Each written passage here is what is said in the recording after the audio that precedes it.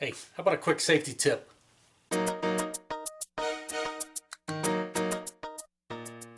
Alright, quick little safety tip video when you're working around an engine that's running.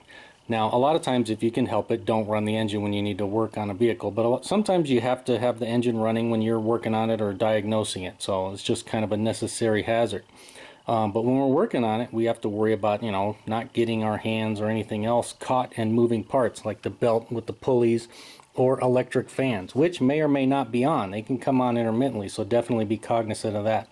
But the real reason for this safety video is a lot of times in the wintertime I like to wear a sweatshirt, and sweatshirts usually will have a string hanging down right here to close the hood part, and those strings can definitely be a hazard that can pull you in right by the neck and pull your head down and can seriously injure you. So of course we want to avoid that at all costs.